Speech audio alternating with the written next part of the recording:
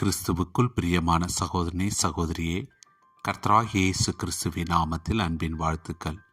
மத்தேயு 7ஆம் அதிகாரம் 4வது வசனத்தில், இதோ உன் கண்ணில் உத்திரம் இருக்கையில் உன் சகோதரனை நோக்கி, நான் உன் கண்ணில் இருக்கும் துரும்பை எடுத்து போடட்டும் என்று நீ சொல்வது எப்படி?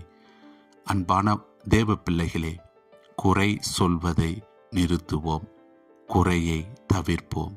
குறையில்லா மனிதன் இந்த உலகத்தில் யாருமே இல்லை. ஊழியங்களை குறை சொல்லுபவர்களை குறித்து இந்த நாளிலே நாம் பார்க்க போகிறோம். குறை சொல்வதை குறைப்போம். தேவ பிள்ளைகளே, சில நண்பர்கள் தங்கள் முகநூல் பக்கத்தில் தொடர்ந்து ஊழியங்களையும் விமர்சனங்கள் செய்து எழுதி கொண்டு இருக்கிறார்கள். கேட்டால் தவறு செய்கிறவர்களை அடையாளம் காட்டுகிறோம் என்று பதில் சொல்லுகிறார்கள். என்னுடைய கருத்து என்னவென்றால், தவறு செய்கிறவர்கள் எல்லா காலத்திலும் உண்டு. நாமும் கூட எல்லாவற்றிலும் முழுமை அடைந்து விட்டோமா? இல்லை. தவறு என்று தெரிந்தால் தேவ கிருபையால் அதிலிருந்து நாம் விடுபட இயேசு கிறிஸ்துவினிடம் ஜெபிப்போம். இப்பொழுது நான் எழுதுவதில், உங்களோடு பேசுவதில் நோக்கம், கிறிஸ்துவை அறியாதவர்கள், கிறிஸ்துவை சமீபத்தில் அறிந்து கொண்டவர்கள், கிறிஸ்துவுக்குள் வளர வேண்டிய இளைய சமுதாயம், இவர்கள் அதிகமாய் பயன்படுத்தப்படுவது இணையத்தையும் முகநூல் பக்கத்தையுமே.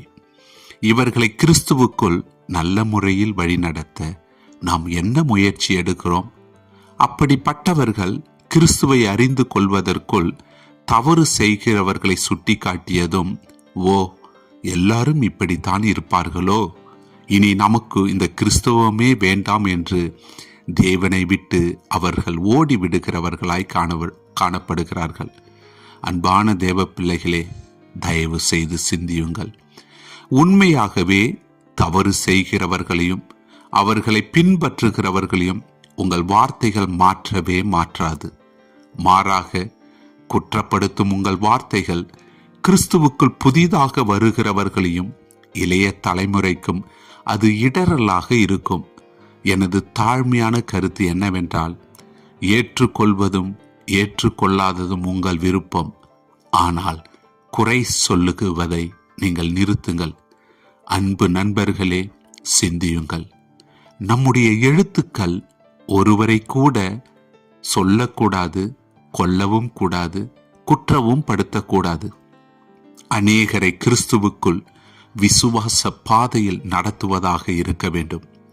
அநேகர் இரட்சிக்கப்பட ஏதுவாக இருக்க வேண்டும்.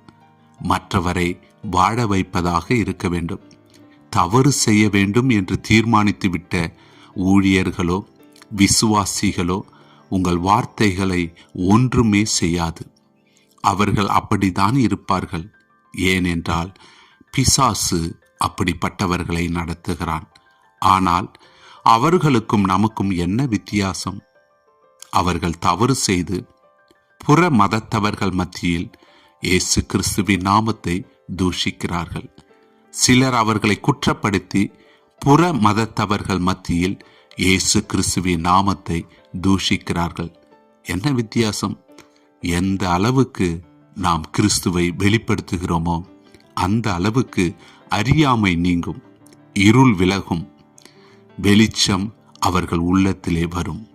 மாறாக இருள் இருக்கிறதே என்று கத்தி கொண்டிருப்பதினால் எந்த மாற்றமும் ஏற்பட்டு விடாது.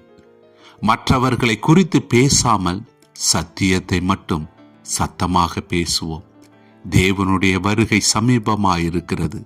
தேவ வார்த்தையை சொல்ல வேண்டிய தேவ பிள்ளைகள் மற்றவைகளை குறை சொல்வதும் குறை கண்டுபிடிப்பதும் அது நம்முடைய வேலை அல்ல.